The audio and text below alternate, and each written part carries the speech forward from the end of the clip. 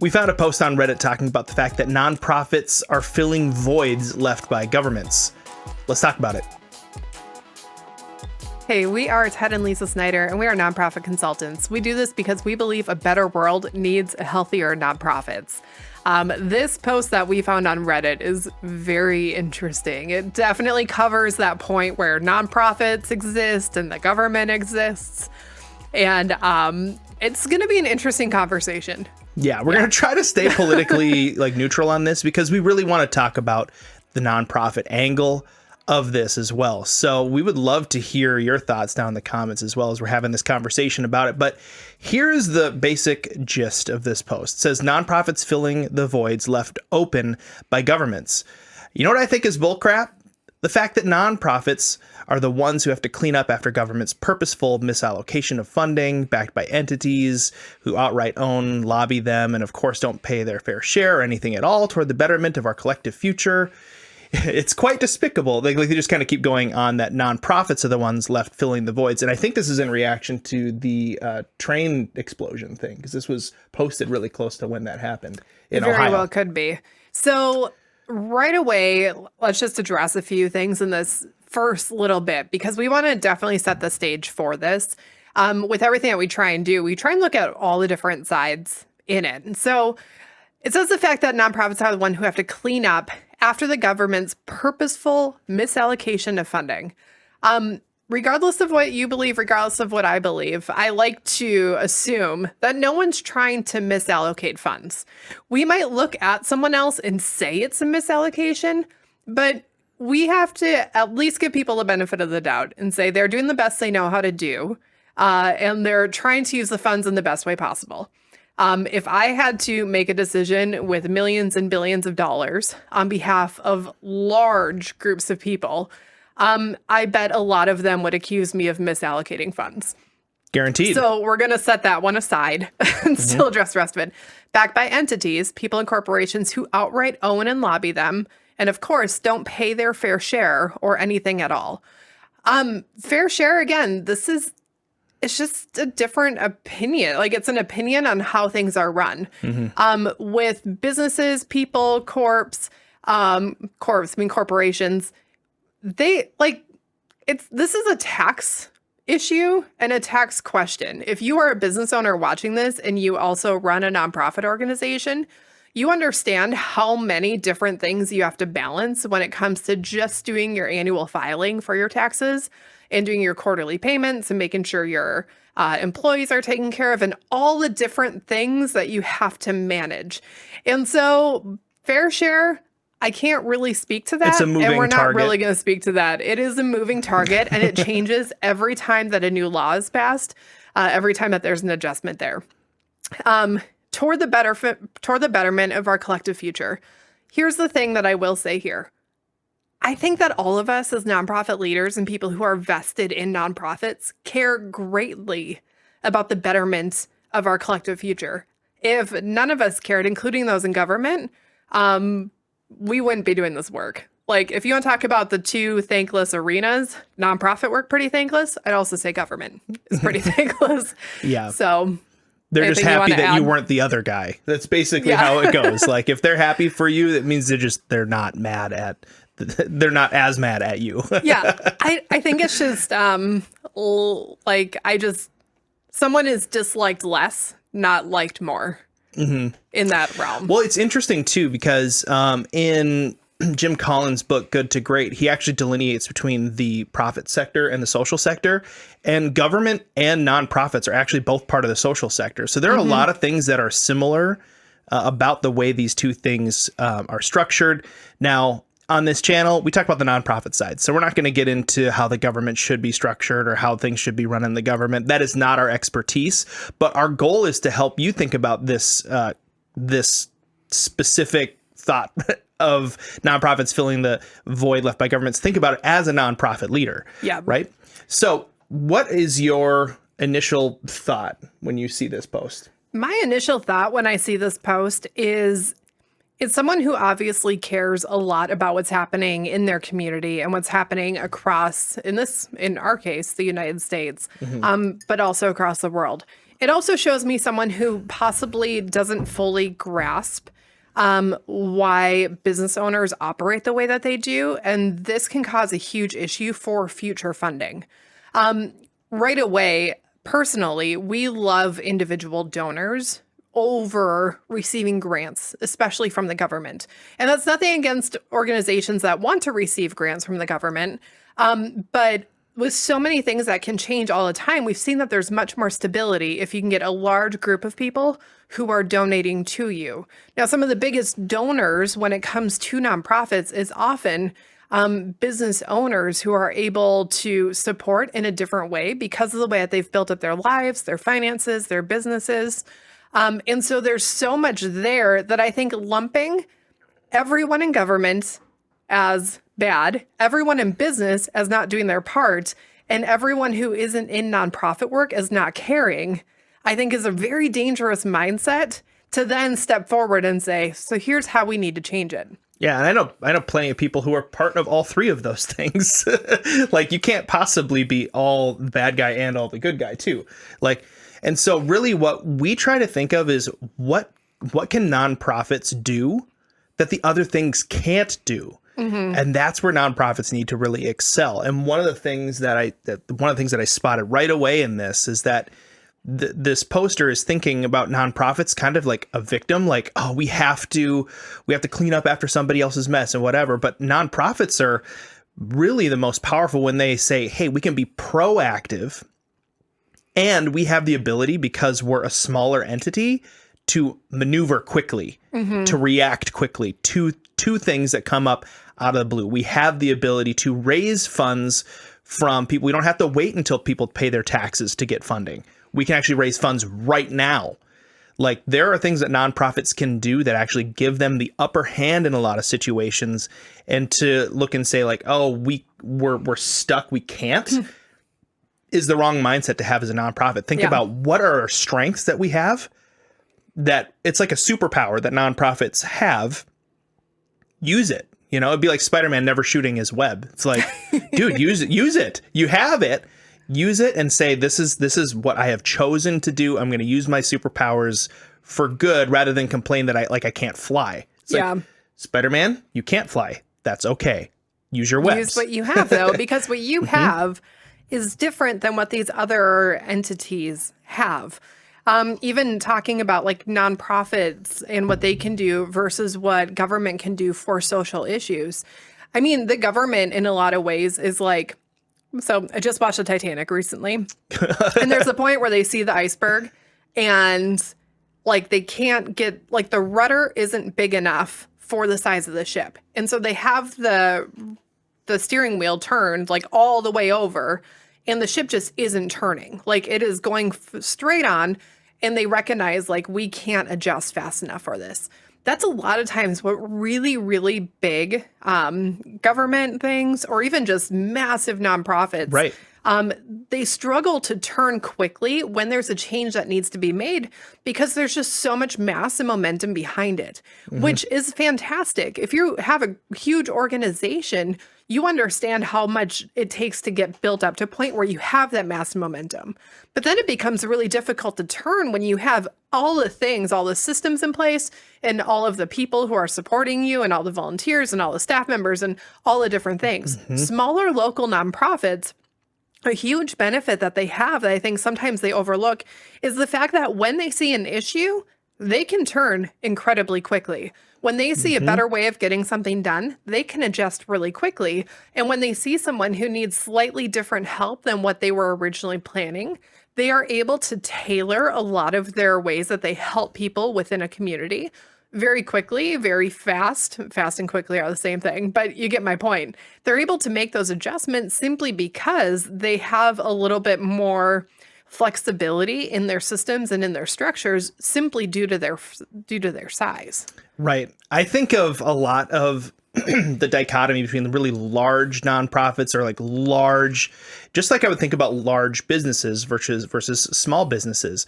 A large business is like Walmart, right? You're going to get what you're going to get, it's going to be pretty standard across the board. You're going to get maybe, low prices, right? Like you're going to get something, but it's going to be like this big, massive thing that like it takes a lot more resources to build a new Walmart, takes a lot more like city agreement to decide if they even want to have a Walmart in their city. There's just a huge amount of red tape and stuff involved with running a business like that versus starting up a small business in your home, right? Nonprofits can also function in the same way. They'd be really, really big, giant organizations, or they and have the benefits that come with that. Excuse me. Or you can have like this small nonprofit, a smaller size that can really adjust. So I think about it like, and government has this issue too. There are some government programs that are smaller that can maneuver quickly. And then there are some government programs that are huge and just take a long time to react and counteract to things. You've got nonprofits in the same place, right? So I think about it like this: big box store versus boutique. Are you running a big box store nonprofit, or are you running a boutique nonprofit? Are you custom tailoring the clothing, or are you running a big nonprofit that has a rack of a whole bunch of different clothes? Mm-hmm. There's a big difference, and both are important and both are kind of needed because there's a bell curve of needs in this world. And you can address a big chunk of the middle by being pretty stable and large, but there are always going to be things on the wings. Yeah. And the nonprofits that are out here doing stuff on the wings of that bell curve need to be custom tailored, but they're also not going to feel like they have as much of an impact. Yeah. I mean, it's just, I was talking to a nonprofit leader in these last couple of weeks, and it's interesting because they specifically run a nonprofit that operates in the gaps left over by the government. And the government is trying to help as many people as possible doing one thing as good as it can do.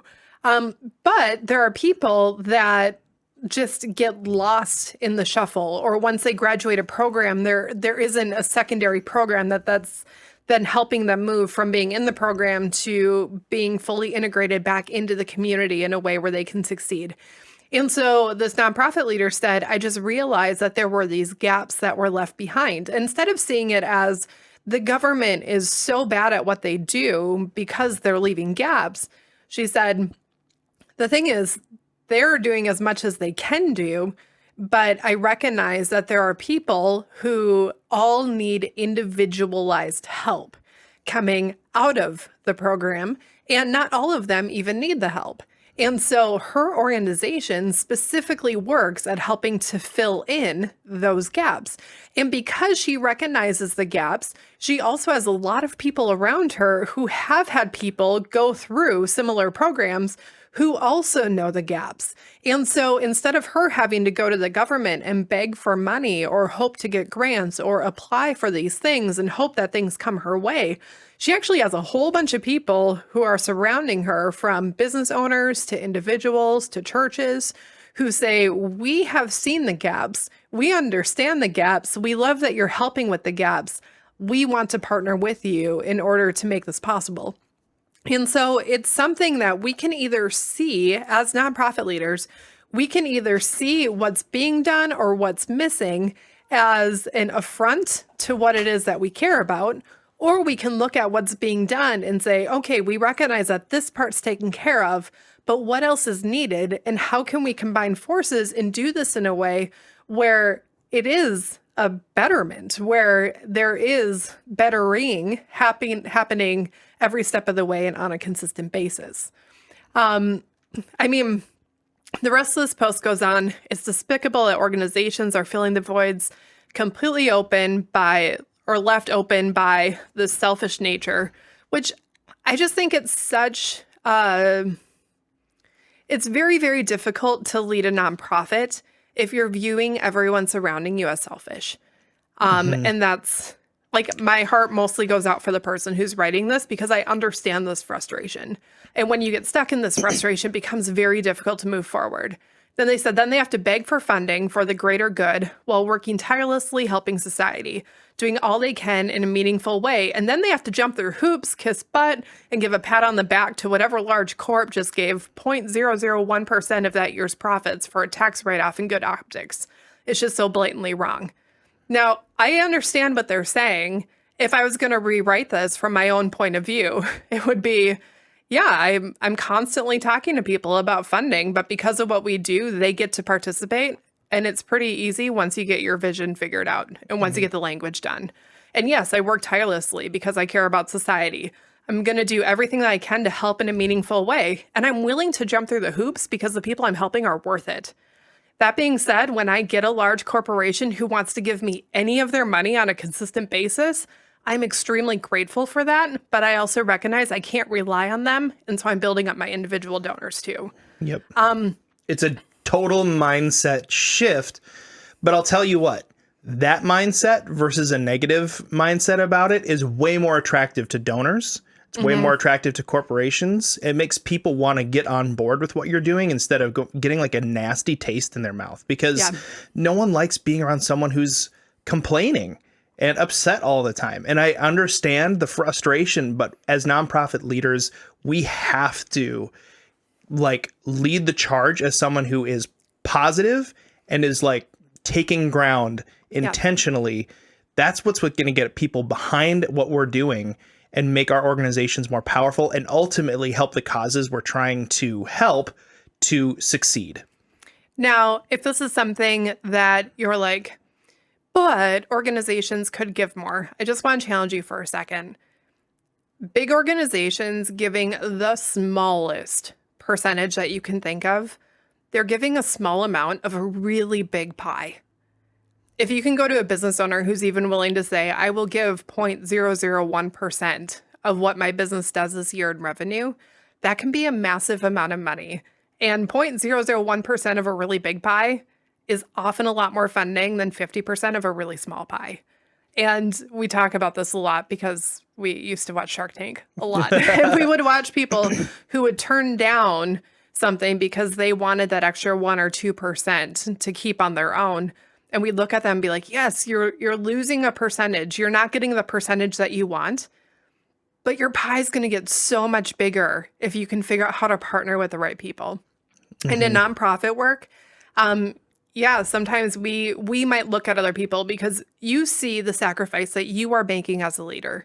You see how many hours you put into it. You see how much care you put into it. You feel how tired you are at the end of a day after you have worked with all the people that you care about seeing succeed. And then you look at an organization that isn't the same as yours, that you don't fully understand because you might partly understand it, but there are differences. And you say, but you're only giving 0.0005%. That's all you can do. Don't you see how much time I'm putting into this? When in reality, they're looking at you saying, I'm trying to keep all of this stuff afloat. I'm juggling everything I can, just like you're juggling everything I can. And I wish I could give more. But at this point in time, this is what I feel like I can do while also preparing for the future so that I'm not having to lay off a bunch of employees, hopefully, and add more work to what you're trying to accomplish and what you're trying to do. Right. It can be too easy to see how awful it is on our, I mean, the grass is always greener, right? In this situation, I don't think that this nonprofit leader would probably like to be in the position of that CEO that's donating. Like, that is not, that takes a very specific and honestly, like, kind of crazy person to even be in a CEO position of these large corporations anyway. And probably they're dealing with people who are down the chain. They only have a certain amount that they're allowed to give based on their boards and all that stuff too. So there are just so many moving parts, and it's so easy to see like, oh, well, the grass is so much greener over there. They have so much more money to deal with. But like, along with that comes a whole lot of other junk that you don't want to deal with. Remember that what you're doing as a nonprofit leader is important and feels good at the end of the day. And you go home and like, look at what I've accomplished and look at what I've been able to go. And you look back and you at your life and say, wow, I was able to make an impact on the world. some business owners don't get to have that. And that's a big trade-off. So remember, you are in a unique and awesome position, and take ground for your nonprofit organization with that mindset, and you're going to be a lot better off. Yeah. Now, if this is something where you're recognizing, oh, we rely a lot on grants and they're talking about getting some other donors, and we're just not sure how to even begin that process because it is a different language. It's a different type of ask. It's different stories, different metrics that you need. We have a video popping up on the screen that specifically talks about how to start gaining new donors. So we will see you over there.